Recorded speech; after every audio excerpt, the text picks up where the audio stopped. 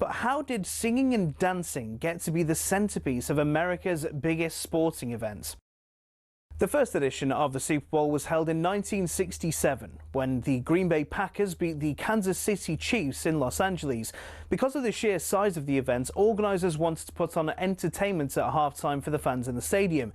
It was a display of marching bands, dancers and pure USA patriotism, and that was the theme that followed for years. In the 1980s, the Walt Disney Company got involved and we started seeing some interesting and questionable displays. But we got our first glimpse of halftime shows to come in '93 when none other than Michael Jackson stunned fans with his 15-minute medley of his own smash hits. When he walked out on stage, he had to wait for the crowd's cheers to die down for about 2 minutes before even starting his first song. Diana Ross, Gloria Estefan, Phil Collins all starred in their own shows, as did Aerosmith, who performed alongside NSYNC. Things got a little bit out of hand in 2004 when Justin Timberlake and Janet Jackson produced perhaps the most famous or infamous wardrobe malfunction in history. Shows from the likes of Prince, Lady Gaga and Beyoncé are considered by critics as the best. To give you an idea of the scale of things, Rihanna's 2023 halftime show included roughly 800 people. These ranged from backing dancers to stage crew to camera operatives broadcasting to millions around the world. The whole stage for that show was built in roughly 8 minutes and was broken down and cleared away in the same time. The acts perform for free nowadays, even though the experts reckon it costs around $13 million to put on Rihanna's show. Artists know they'll rocket up the charts in the following weeks. Rihanna's average sales improved by 140% in the months following her performance. The Super Bowl halftime show will be a fixture in pop culture for years to come. So the question is, who next?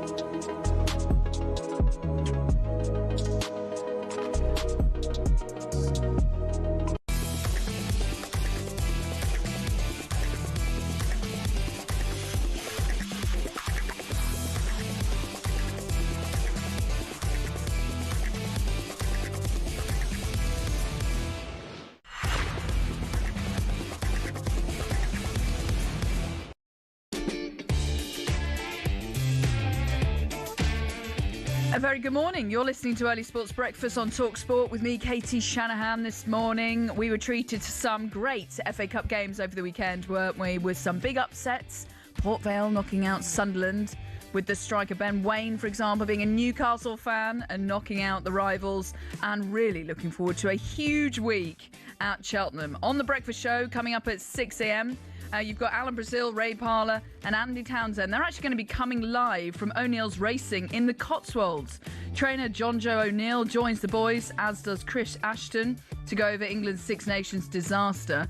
Plus, Scott Brown will discuss all the fallout from the Old Firm pitch invasion. Then you've got 10 a.m. Jim White and Simon Jordan will be joined by Martin Keown to discuss the media agenda against Arsenal as we go into another huge Champions League week.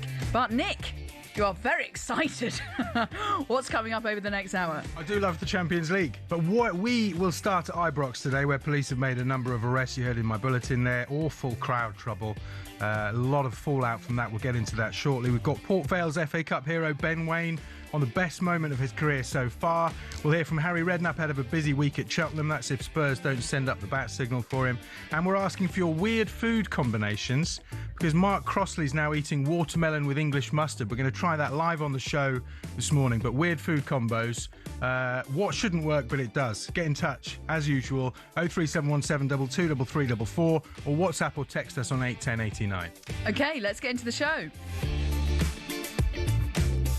So we're going to start with a feature that we like doing on a Monday morning. Weekend bangers. We want to know your goal of the weekend, plus an uplifting song to get us through our Monday morning. So I have gone with probably the goal of the weekend, because he made this look really easy. Sean Longstaff scoring for Leeds up against Norwich. And my song is, of course, Earth, Wind and Fire, September. Goodmanson to the byline. Can he pull it back? Yes, he can. Brilliant from Longstaff. Oh, what a goal!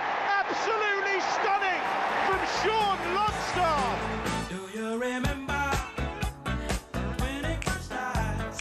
This is my favourite song of all time. I'll say the same thing I tell you every time you play this song. It's my song. I was born on the 21st night of September. In the night as well. In the night. 9 p.m. Did you come out, like, dancing, jigging like this? I was a little bit late, I think. A little bit late. Yeah, and my head was too big. Shock. Nothing's changed. No, nothing's changed. No, this is the song to get me on the dance floor. Okay, what have you gone with for your weekend banger? I would like to go with the Loch Ness Drogba, Ross Stewart's penalty against Fulham, because I was there yesterday to see Southampton smash the Premier League side. But I've had to go for this. It's Ben Waine. I know it's not a great goal, but for what it meant, Port Vale versus Sunderland, and obviously I've gone for a local artist as well. Left-footed Waine tries to turn it in. Up goes Brown. Waine has scored! He's done it again in the FA Cup!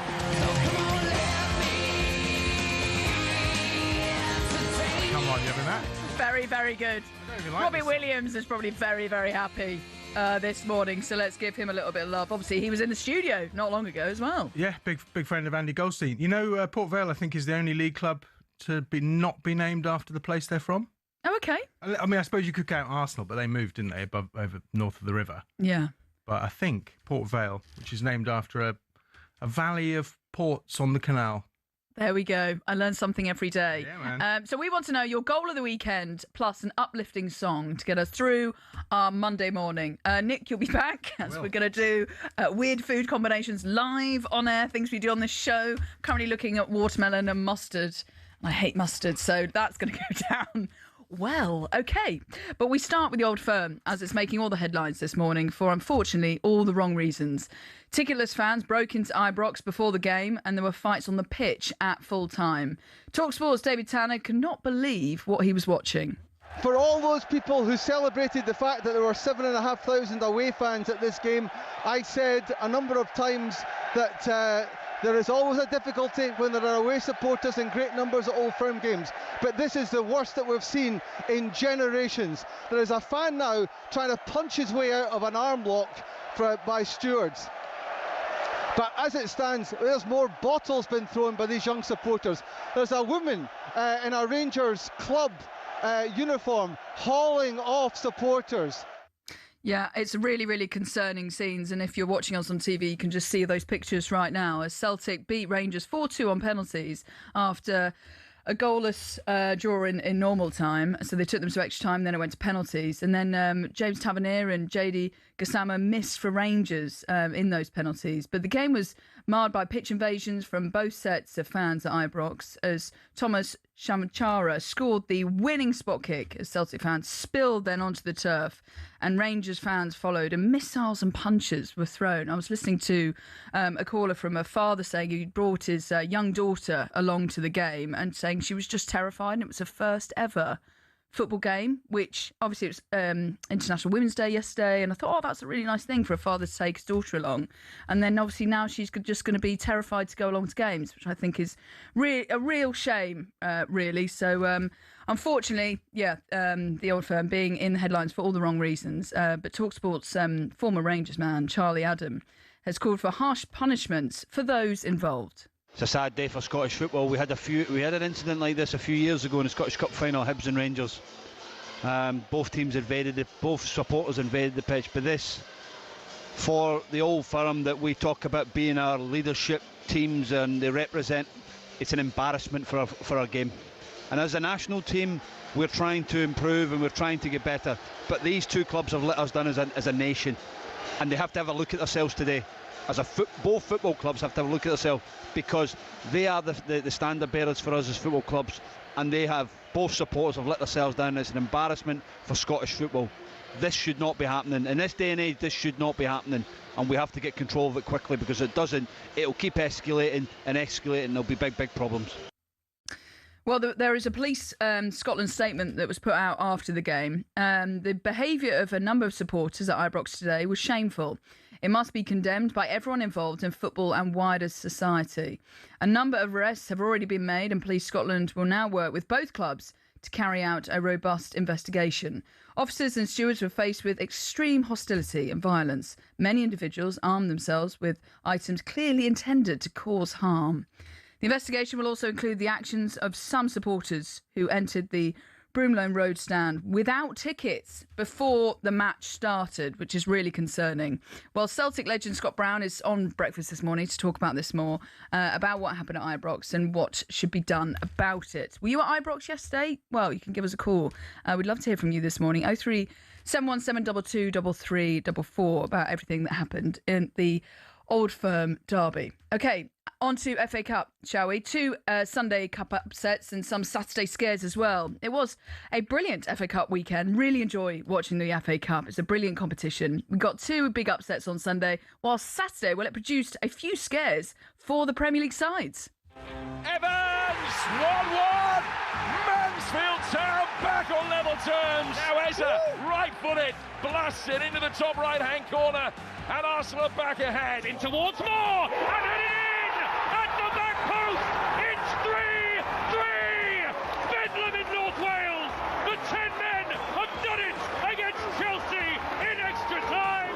Oh, VAR's checking it for a potential offside. And the referee signals here that the goal is indeed ruled out. He shoots and seals it for Chelsea.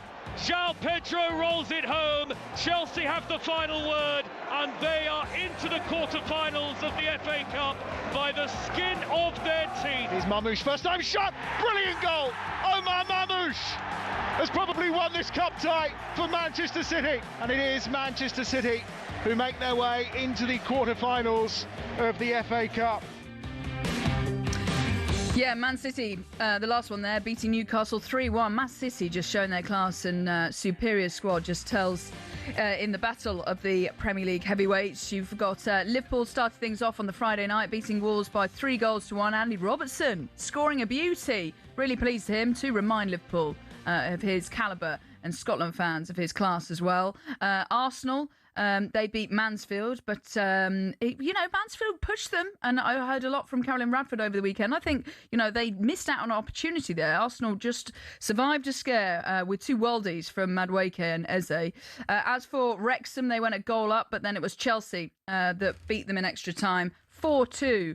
Garnacho and João Pedro to get Chelsea out of jail at the race course ground. And then you've got Newcastle obviously losing to Man City. As for Fulham, Southampton beating Fulham. Now, Marco Silva made 9 changes as Fulham were outplayed by the promotion chasers. Southampton, pleased for them, and a very happy Nick Ellaby this morning. Port Vale, we've been speaking about this morning. The hero was Newcastle fan Ben Waine to knock out the rival Sunderland as the League One side Port Vale beat Sunderland. And then finally, Leeds 3-0 up against Norwich. And that wonder goal from Sean Longstaff, which is my weekend banger, my favourite goal from the weekend. He took it so well on the spin and then just put it into the back of the net. Very impressive from him.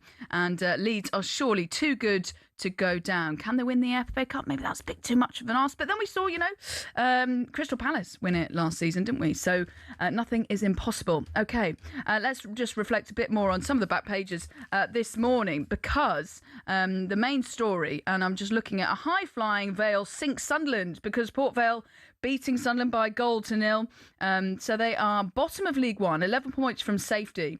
57 places between the sides, but it was Port Vale's New Zealand forward Ben Waine with the winner, and his parents would have been up until 3 a.m. watching him from down under. Very, very proud indeed, and it's actually the first time Port Vale are in the FA Cup quarter-final since 1954. And talkSPORT's Joe Shannon asked Port Vale goal scorer and Newcastle fan, of course, Ben Waine, if football gets any better than that.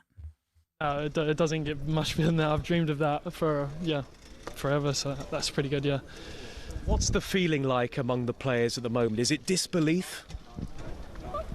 I wouldn't say disbelief, just obviously we're amazed with that result, but I think similar to Tuesday night, I don't think it was a surprise. I think we did similar, and to go out there and to defend for our lives like we did and to then nick a goal is, I think we just stuck to the plan, so I wouldn't say it's a surprise, but yeah, it's an amazing feeling. Yeah, Ben Waine enjoying the moment after scoring Port Vale's winners on the back page of the Daily Mail as he's leaping with joy. There's more FA Cup 5th round football for you tonight on talkSPORT. You've got West Ham against Brentford, which is live for you 7 o'clock. on kickoff. Okay, today we are asking something a little bit weird and wonderful for you, for your weird food combinations after former Nottingham Forest keeper Mark Crossley, aka Big Norm, posted a video on his X account after eating, I've got it in front of me, watermelon with English mustard. Listen to this. I had a glass of wine last time I did this. I wasn't drunk, slightly, but not drunk. I was merry. Now it's 5:30, it's tea time, and I'm off to work. Just before I go, I'm just going to have a little taster, just to show everybody that no, it was no AI, it was Big Norm eating watermelon with English mustard. I mean, I don't think this is gonna. I've got to try it in the next part. Watermelon and mustard. I mean, first of all, I hate mustard, so this is not great. But what are your weird food combinations? What shouldn't work but does? Give us a call. 03717 722 3344. You can text me 81089. This is Early Sports Breakfast on talkSPORT. Me, Katie Shanahan, this morning. The time is 5:16. Up next, we're going to get the best of the back pages, and we will eat some watermelon and mustard.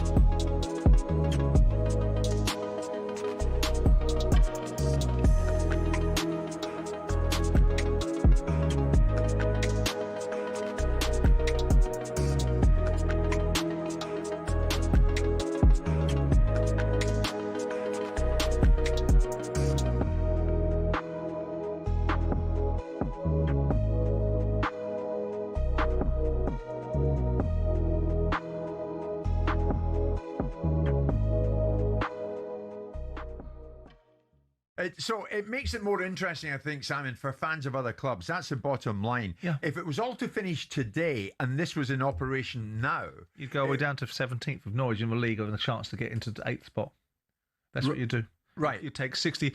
You take it opens up. Yeah. You take 66% of the league as it sits now. 18 clubs in this league could have a reasonable shout to make a claim for getting 8th spot, because there's 11 games to go in the conventional season. There's 6 points between Derby in 8th and Norwich in 17th.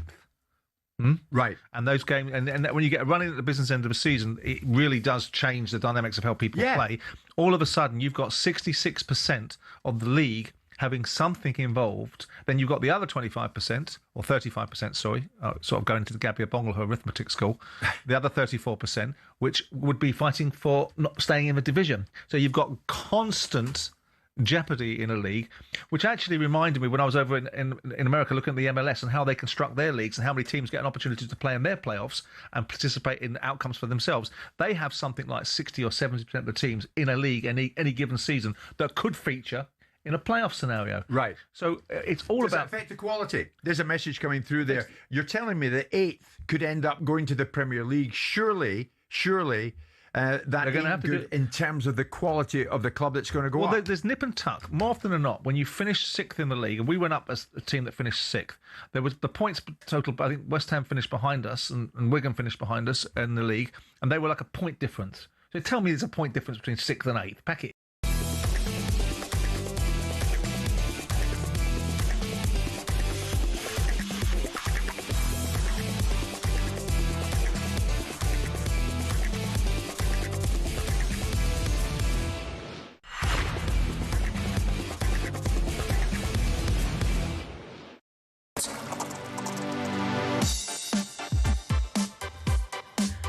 A very good morning. This is Early Sports Breakfast here on talkSPORT. Good to have you company this Monday morning. Hope you all had a good weekend. Katie Shanahan here. We are going to be reflecting more on the Old Firm crowd trouble, as that's across a number of the back pages this morning. Port Vale, also a leaping Ben Waine, the Newcastle forward, and New Zealand striker knocking out rival Sunderland out of the FA Cup as they go through to the quarterfinals. Southampton knocked out and Fulham, who made 9 changes. They also go through to the quarterfinals. And Leeds, with that Sean Longstaff, a brilliant finish, beat Norwich by 3-0 as they also go through to the next stage. And we have plenty more football coming up for you this week. Champions League action, but also the FA Cup continues, as tonight you've got West Ham against Brentford in the 5th round of the FA Cup.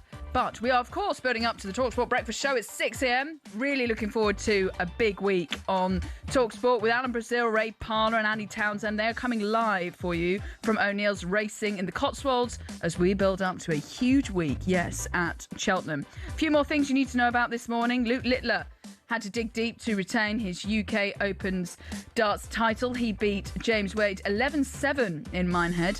Littler is now the first player since Michael van Gerwen in 2016 to win the FA Cup of darts back-to-back.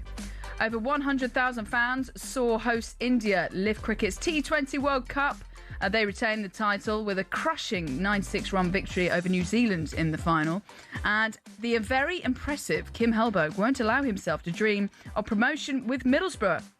They won 4-0 at QPR to keep that 4-point cushion between them and their playoff positions. Hellberg told he won't stop the Borough fans dreaming of a Premier League return, though. They should dream every day. That's the thing being a sport. They should dream every day, and they are doing that. And that's the thing with football. They should enjoy the ride, should enjoy the emotions. It will go up and down. There will be frustration. There will be happiness. That's the life of being a supporter, and that they should do. But we have I need to stay in the game and preparing the next game. But of course, I dream as them, but only at night.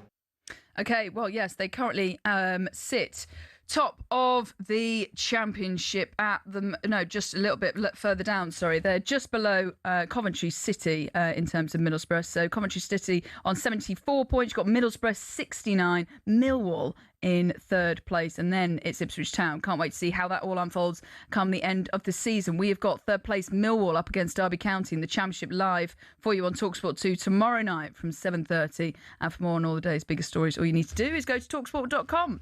Okay, let's reflect on more of the FA Cup action, shall we? As is Fulham's season over? Well, they're 10th in the Premier League. They're now out of the FA Cup, losing 1-0 to a superior Southampton.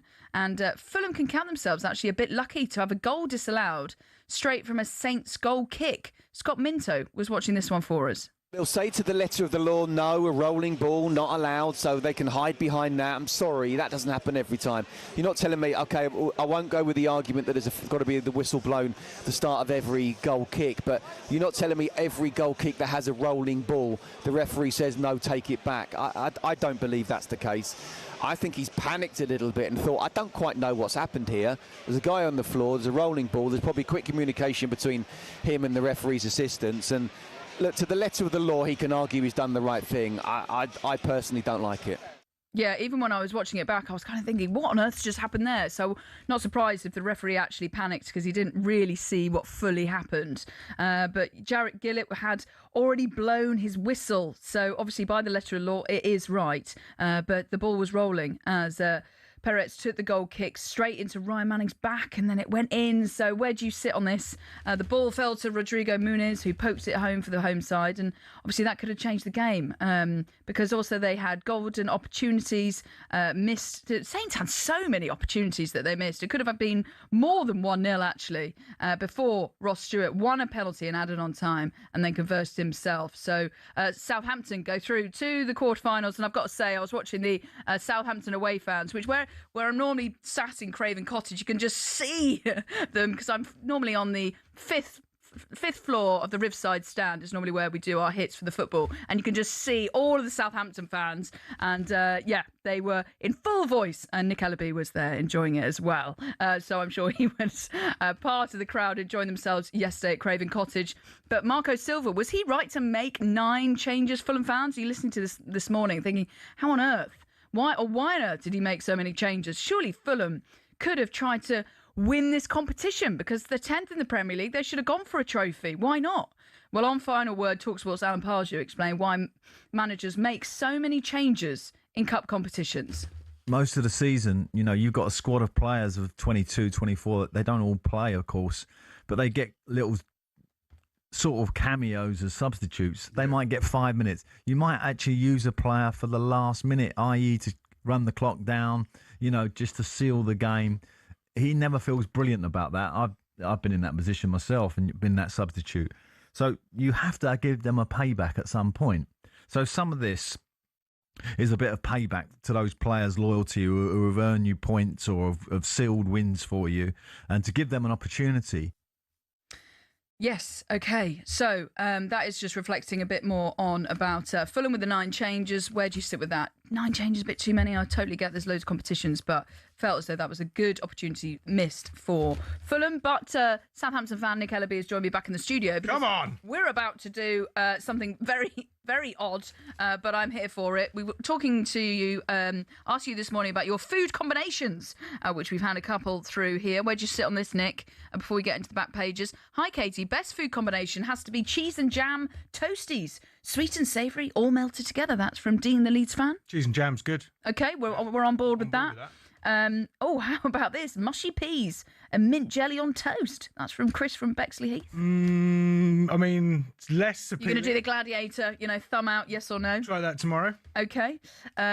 Keep those coming in, but we are now going to try this because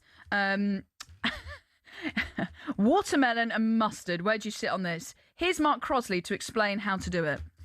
Get your little stick of watermelon. I can't be bothered to cut anybody up, so I'll just buy the ready-made stuff from. And just put enough on, so you get that tingle in your nose, and the sweetness and the sharpness is amazing. Oh, honestly, that is mintonious. Mintonious, he said. I think it's because of the tingle you get in your nose. Are you going to get... Okay, so we're doing this live and air. If you're joining us on your smart TVs on YouTube, then you're thinking, what on earth are they trying? First of all, I hate mustard, so I don't think this is going to go down well. Oh, my God. Whoa. Oh, no. You know what? Oh, no. Where are you sitting on this? It's not great. Wow. Oh, my word. This is also disgusting. Just eat it and tell me what you think. Here we go. Oh, I hate mustard so much. Well, that's never going to work. I like what? Oh, I'm not sure Mark Crossley's right on this. That is absolute rancid. Okay, I'm going to have half. That's fine. So back pages. Okay. Obviously, the best headline is Wayne's World, dreamland for Vale's Toon fan who knocked out Sunderland. Vale bask in Wayne's World. Don't know if you watched any of the F1, did you, in Australia? Bits. George Russell on top, tip for a title maybe this year. Lando Norris, though, warning Formula One's in danger of having a major accident. Lots of complicated new rule changes. Management of electrical energy is what it's all about, including the use of an overtake mode, allowing cars to apply extra power during a lap against rivals that may be slowing as they recharge their battery. But Lando Norris says chaos. We're going to have a big accident, which is a shame because we're driving and the one's just waiting for something to happen to go horribly wrong. So concerns for the F1 drivers there. Also caught my eye overnight. I don't know if you saw this 24, 25-man brawl in Brazil between Minas Gerais and Cruzeiro. 23 red cards. 23? 23 wow. red cards. Basically both. Surely that's a record. Do you know what? I'm going to have to look into this. Almost both sides completely dismissed, including Hulk, who used to play for Porto, the Brazilian player, and Zenit St. Petersburg. Another thing I noticed over the weekend, Ryan Gravenberch. Yep. Do you know how to say that? Gravenberch, something like that. Yeah, I think I've been saying Gravenberch, but probably not right. 6 more years at Liverpool. Wow, okay, there we go. Good. He's done really well. He's progressing and getting better and better season on season. And we understand at talkSPORT that Real Madrid are interested in Rodri and possibly Sandro Tonali as well from Newcastle. Okay, interesting. But I think Sandro Rodri... Tonali's had quite a bit of interest from a number of clubs, hasn't he? So. What a player, though. Mm.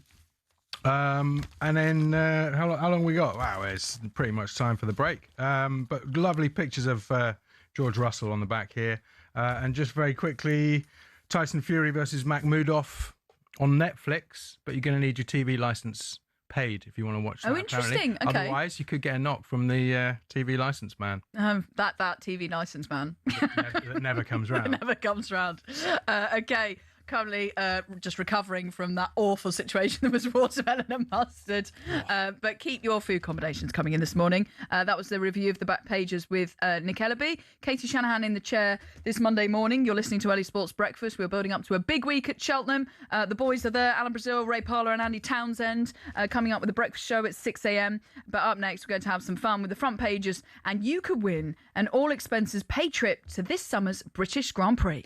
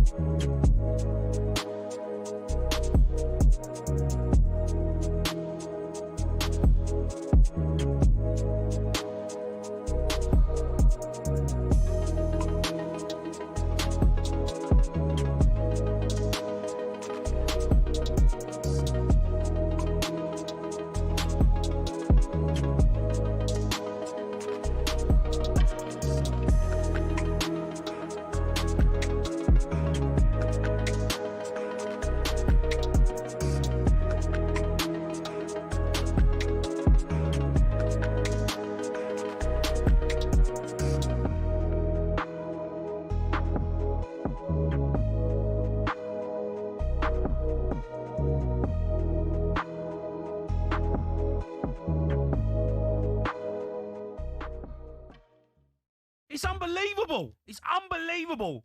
The football club. It's unbelievable. The people in charge of this football club. One of the biggest clubs in the world. And an absolute mockery. We're a mockery of a football club that we've allowed this to happen. Are you going down? And the fans have had to accept it. You're going down. Jace, shut up. Don't ask me again. Seriously. Like, I'm trying to do a show here. I'm trying to have a say. And you're going to sit there and just try and mug me off for 2 hours. I'm not going to have it. I'm not going to have it. That's a question. No problem with me. It's not my fault you got beat tonight, is it? I wasn't playing centre off. It's so bad. There's no point up, Jake. Don't have a pop at me, mate. Right? I'll have a pop at you if you're trying to mug me off. No, I'm not mugging you off. I'm asking. It's a simple question. Are you going down? Are you? I can't do 2 hours with you, Jace, if you're just going to be an idiot.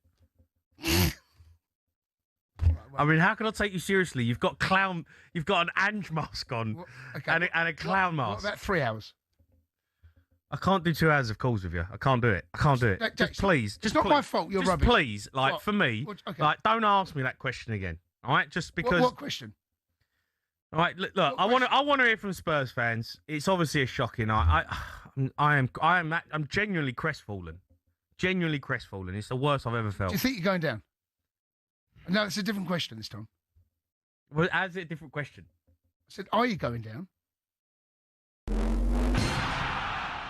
Every spring, sports fans in Europe come together to celebrate arguably rugby's biggest annual tournament, the Six Nations. But why is it the home nations, plus France and Italy, and no one else? It all started back in 1871 when Scotland beat England in the very first international rugby match. A few years later, when they could field a team, Wales decided they'd host England and an idea was thought up. With Ireland keen, they formed the Home International Championship, which ran from 1883. In 1910, France was allowed to join, as they were developing into a serious rugby nation, and thus the Five Nations was born. France had an interesting history with the championship. They were actually booted out for paying their players in 1931, when the home nations were keen to keep it amateur. After World War II, though, France were let back in, but it remained a closed shop for more than 50 years. And when another country was let in, it was only really because the Five Nations hand had been forced. Italy was developing into a serious contender, beating Scotland, France and Ireland twice in the same year, meaning in 1999 officials got together and said yes to Italy, and it became the Six Nations. So what changes, if any, come next? 7 nations? 8? A promotion and relegation system? Or should we leave it alone and let it remain the great rugby tradition it's become?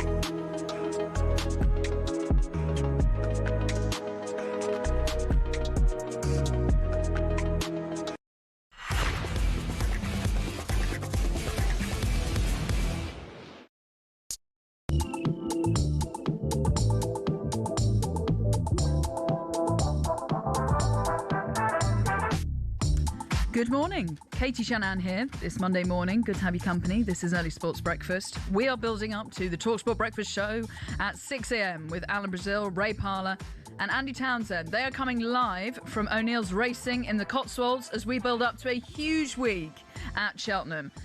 Martin Keown also joins White and John from 10 a.m. and no doubt with more on the narrative against Arsenal. So a big day of talkSPORT. Looking forward to joining up with the breakfast team at Cheltenham later on today. But some of the headlines you're waking up to this Monday morning.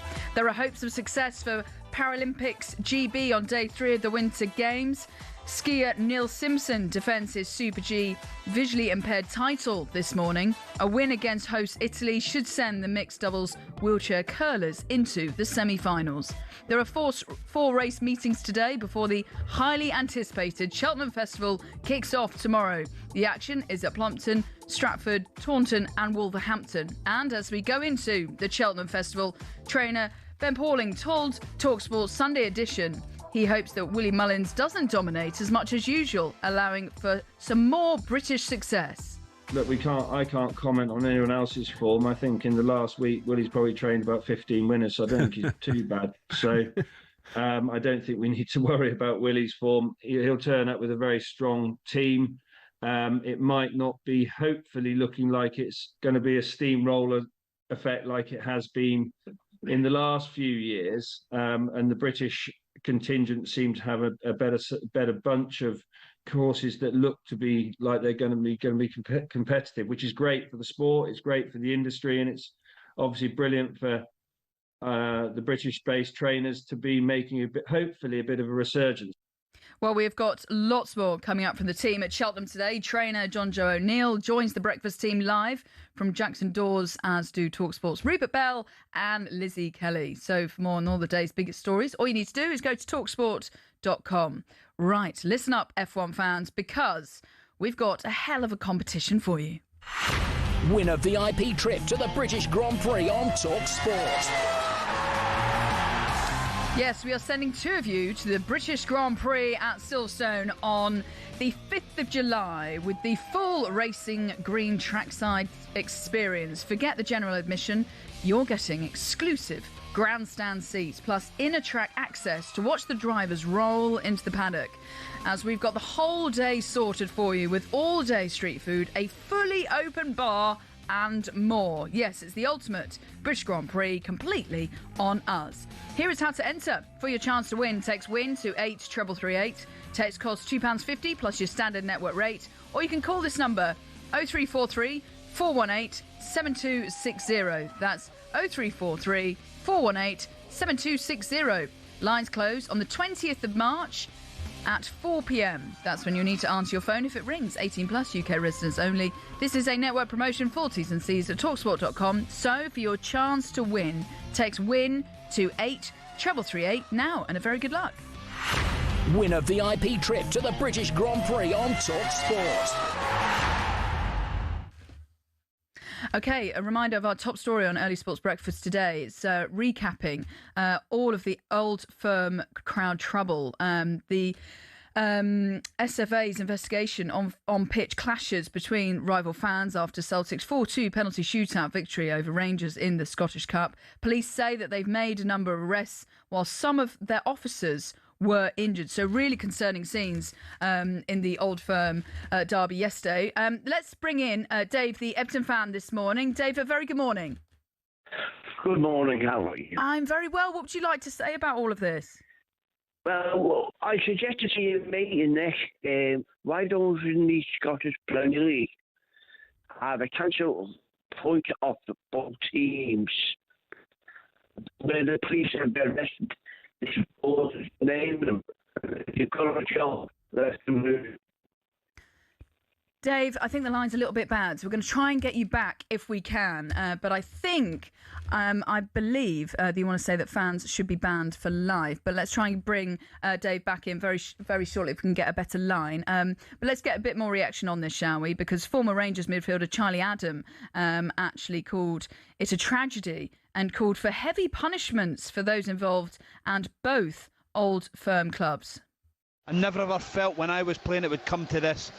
But these people that are now trying to ruin our game should be banned for life. These are moments that should not be happening. This is tragedy for Scottish football. Scottish football is in a bad place now, and it's important now that the SFA, Ian Maxwell and his people, they step up and they ban the right people, and they make a big stance on this for me. And both clubs should be punished heavily for this, because that is not right. That is not what we accept, and that's not what we should do. I get the Old Firm. It's a big game and there's a lot going into it, but that should not be happening. Well, I believe Dave, the Everton fan, I think we're going to struggle to get him back because the line's not great, but he was trying to say that fans should be banned for life and wants a points deduction for both teams. Actually, former Rangers midfielder Charlie Adam there saying it was a tragedy and just calling for heavy punishments for both old firm clubs. So really concerning scenes. Well, we're going to actually have the Celtic legend Scott Brown going to be on Breakfast to talk more about this morning to discuss what happened at Ibrox and what should be done about it, because really concerning scenes. Okay, right. Keep those texts coming in about your weird and wonderful food combinations. I've just eaten something that I will never eat again live on air. This is after Mark Crossley said mustard and watermelon is a great combination. Absolutely not. We've had people here saying, hi, Katie, weird food combination for you. This is cheddar and Marmite. Cheddar and Marmite sandwiches are elite. Love pockets from Kidderminster, off to turn the power off to a wind farm. Wow, there we go. Also, here we go. We've had this from pizza with a drizzle of honey on top. There we go. The sweet and salty combination actually works, especially with a bit of chilli. Sounds wrong, tastes unbelievable. Don't knock it until you tried it. That's from RA Live. Keep those coming in. And just finally here, before we go to the front pages, this is from Becky. Try vanilla ice cream with lashes of salad cream. No way. Becky says it's yummy. Oh, I don't know. You can ask it. That salad cream That's and the worst one so far. That's too much cream. Cheddar and Marmite, it's absolutely fine. Yeah, cheddar and Marmite. And honey on a pizza is now a thing. Hot honey. Oh, yeah. It's good. Yes. And we've also had this here with the Marmite combination. Best food combination. This is from Darren. Good morning, Darren. Marmite on malt loaf or Marmite cauliflower cheese. Oh. Yeah, that's fine as well. Marmite goes with everything. Yeah. So you're a Marmite man? I love Marmite. I don't love what about Vegemite? Mark Crossley's watermelon and English mustard. I'm still a bit scarred by that. Thanks for that. He was doing it at 5:30 in the afternoon. We're doing it at 5:30 in the morning. Yeah, but I hate mustard, so that was never going to go down well. Okay, now it's time for this. It's a front page throwdown. Oh, what a move! The front page is first on the early sports breakfast. talkSPORT. All right. I'm all right, yeah. So who do you go to for advice when you need some sound advice that you can trust? Depends on the topic. Of course it does. Yes. Who's your main go-to? Come on. Go to my dad for a lot of advice. What's his name? Mike Shanahan. Shout out to Mike Shanahan. Robbie Williams goes to his gardener, apparently, when he wants to know which songs to put on his new album. The Angels hitmaker, 52, always got to give the Angels, admits he decides which songs make the cut based on the reactions of his staff. Which obviously he's got staff. Yeah. But he asks his gardener. He plays songs to his gardener. If the gardener doesn't respond, he goes, right, that's not going on the album. Yeah. Incredible. What about you? Where'd you get your advice from? My wife's pretty good sounding point. Yeah. Is she quite brutal? I think you need, for someone to get advice from someone, you either go with someone with for deep knowledge or someone who's just going to give it to you, brutal, honest feedback. If I'm in a quandary, I might go to my dad as well, but he's very calm and measured. Okay. But my wife's pretty good at giving no-nonsense advice. No-nonsense feedback, that's what we want. Not any of this fluff. Are you any good at gardening? No. Fingers. No. James Corden's in a right old pickle. Oh, is he? Oh, is he? He's locked in a bizarre bin bust-up with his neighbours. Oh, no. Town hall bosses have ordered the Gavin and Stacey star to rip up paving slabs that house wheelie bins in his front garden. Neighbours reckon it's been done without planning permission, and it's unsightly and detrimental to the character of conservation of the area. Oh, wow. You know what I did used to love watching? This is a throwback. Yeah. Was it Gone Force? Garden Force? Yeah, Garden With Force. Charlie Dimmock? Yeah. I used to love that when I was a kid, watching that. Great show. Yeah, how they used to convert it, and they'd be like, "Oh my word, we've only got half a day," and they'd still manage to do it. Have you ever had any neighbourly disputes about things? No noise, but that's Yeah. about it. We Yeah. used to send a few too many balls into the neighbour's garden. Yeah, we have lots of foxes that are very noisy. Yeah, they sound like witches, don't they? Yeah, doing what they're doing, yeah. You know, it's because they have a barbed penis. So when they... Okay, we are going there, are we? Yeah. But you know that's why. So when they procreate, they get stuck. Oh. And they get stuck together. And when you hear them screaming at night, and it sounds like something from the Blair Witch Project. Which it does, yeah. It's because of that. On the subject of screaming, swearing makes us better at DIY, according to boffins.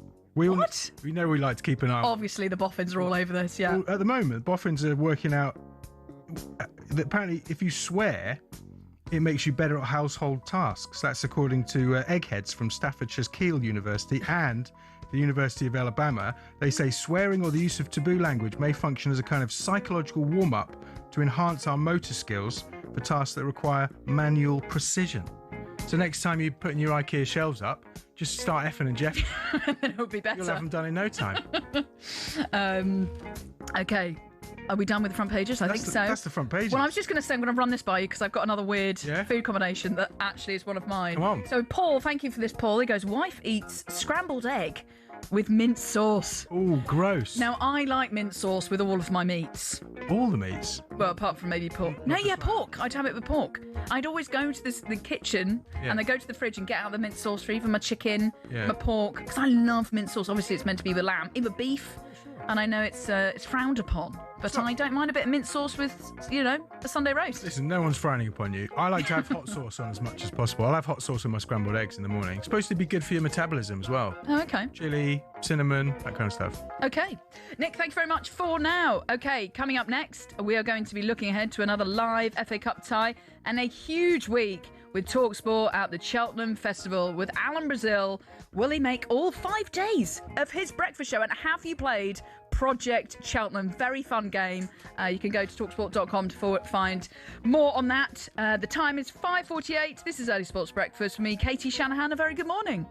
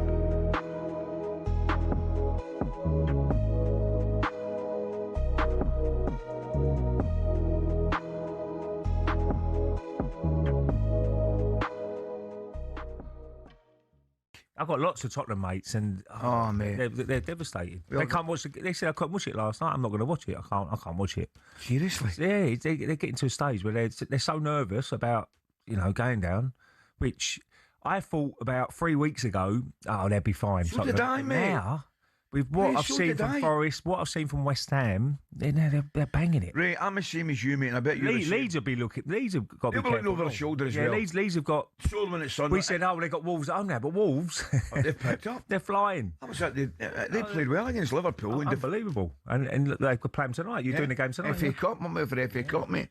Well, if like fans of most other clubs, you enjoy what's happening at Spurs right now, and you tune into the sports bar, then last night, by all accounts, was unmissable. I did hear a little bit of it, by the way. Jason was officially playing Keep Me Up with Jamie.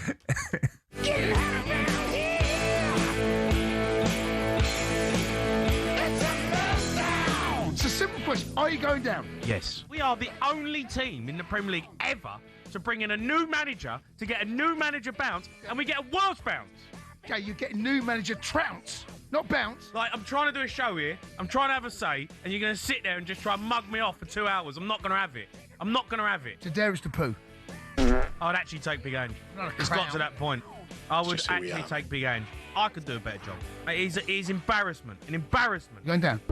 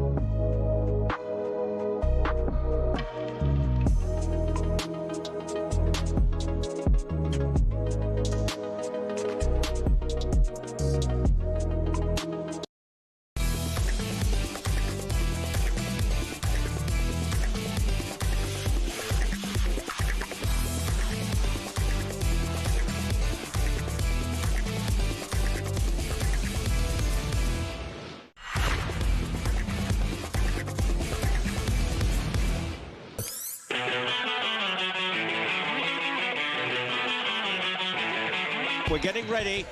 We're about to hear the Cheltenham roar. My goodness me, that's as loud as I've heard it for a long time. We're off and running then at this year's festival. That is insane! That is insane! Lorcan Williams doesn't know what to do! Oh my goodness, this horse should not even be running in this race! I love Cheltenham. It is the best of the year. This is a heartfelt moment. He produced when I need him at the last, and you know he's a tough animal. For Galloping Deschamps, it's heartbreak, but he wasn't at his best. But I know your way of thinking. He's definitely at his best. I can't believe it! How has he managed that? Roared on, huge cheer, ringing around Prestbury Park. Now yet another winner for Willie Mullins. United's going to get up. He's brave. He's as brave as a lion, and he wins by a length. Come on. Oh, I can't wait. It's going to be such a good week. Katie Shanahan here with Early Sports Breakfast on talkSPORT. We are all gearing up to a huge week at Cheltenham on breakfast today at 6 a.m. So in 8 minutes' time, you've got Alan Brazil, Ray Parler and Andy Townsend will come live from O'Neill Racing at Jack Dawes Castle training facility. That's in the Cotswolds. And we are building up to a huge week on talkSPORT. And of course, we'll bring you all of the racing on talkSPORT and wall-to-wall coverage on talkSPORT 2 as well. Will Harry Redknapp be able to enjoy the week's racing, or will Spurs come calling? Well, Harry told us he would answer the call, but it won't happen. And anyway, he's got a busy week at Cheltenham. Wednesday, I've got a runner. Tourist Bay runs in the first race on Wednesday. Okay. He's got a chance. He's a 20-1 shot. It's open race, but he goes there with a chance, you know. And Ben likes him. He thinks next, like he used to tell me about the jukebox man. Next year he's going to be, you know. And I think Tourist Bay will be even better next year. But we still think he goes to Cheltenham with a chance. So big day Wednesday, and obviously the biggest day of all for me, you know, it's going to be Friday in the Gold Cup with the jukebox man. Yeah, so the racing starts in earnest tomorrow. All 9 horses have stood their ground and been declared for Tuesday's Unibet Champion Hurdle, the feature race on the opening day of the Cheltenham Festival. They include the brilliant Irish mare Lossiemouth, and we'll have wall-to-wall Cheltenham coverage for you on talkSPORT 2, and all the big races will be live here on talkSPORT as well. Don't forget, you can watch us on your smart TVs, and you'll be able to see Alan getting progressively more tired throughout the week, but he is also going to be on amazing form throughout the week. Love listening to Alan Brazil at Cheltenham. FA Cup 5th round action for you tonight. West Ham host Brentford live on talkSPORT tonight in the last FA Cup 5th round tie of the weekend. Nuno Espirito Santo's West Ham are struggling in the league, but are they up for the cup? It's always a good competition for us. We love the cup, and this is what we are here talking about now. Let's focus on the cup. It's really, really important. It's in our home against a tough opponent, but a competition that we want to try and go through. Okay, so 7:30 kickoff for West Ham against Brentford in the 5th round of the FA Cup. You can listen to that live on talkSPORT tonight. Okay, thanks so much for all your texts coming in this morning. And also, David, the Celtic fan, saying this morning that disappointing to see the violence that happened in the Old Firm. It was kids looking for trouble, but it was an outstanding performance in terms of the football from Celtic. And Martin O'Neill can win us the league. Well, there we go. Thanks for all your texts this morning also about your weird and wonderful food combinations. I'm going to read a few of these out. Where do you sit with this? Crunchy peanut butter, mature cheddar cheese and pate. That's from Arsenal. John, the Arsenal fan. We've got this. Now, this is bizarre. So, Shom, here we go. Egg and cornflakes, boiled eggs with warm milk. In this order, cornflakes first, then the boiled egg, warm milk, and then sprinkle the sugar on top. It's banging, according to Shom. Here we go, Adam. He goes, hi, Katie. Taste sensations of jam and cheese sarnies, chips with gravy and ketchup. That's from Adam in Herefordshire. And this one, I think, has to be the weirdest of the lot, from Becky. Try vanilla ice cream and lashings of salad cream. It's yummy. Oh my God, I'm not sure about that. But thanks so much for all your texts coming in this morning. And I can see Alan Brazil and Ray Parlour outside warming up for the talkSPORT Breakfast Show coming up at 6 a.m. So just time to play you this. On Friday's show, Tony, the Arsenal fan, rang Ali and Ray to say he didn't want Spurs to go down to the Championship. Yeah, I just want to say, like, as an Arsenal supporter, I genuinely don't want Spurs to get relegated. Because it's a guaranteed 6 points next season. Let it all work out. Very good from Tony, Arsenal fan. I'm the same. Keep them in the Premier League because that's a clear 6-pointer. Okay, lots more coming up on the talkSPORT Breakfast Show today. Joining Alan Brazil, Ray Parlour and Andy Townsend, you've got the former Celtic midfielder Scott Brown discussing the fallout from the Old Firm pitch invasions and crowd trouble. Chris Ashton will go over all the woeful Six Nations performances for England and discuss if Scotland can win it. And Formula One YouTuber Tomo McCluskey will go over the opening Grand Prix in Australia and all the new rule changes. You've been listening to Early Sports Breakfast, me, Katie Shanahan, this morning. You've got the brilliant Alan Brazil, Ray Parlour and Andy Townsend from Cheltenham on the way next.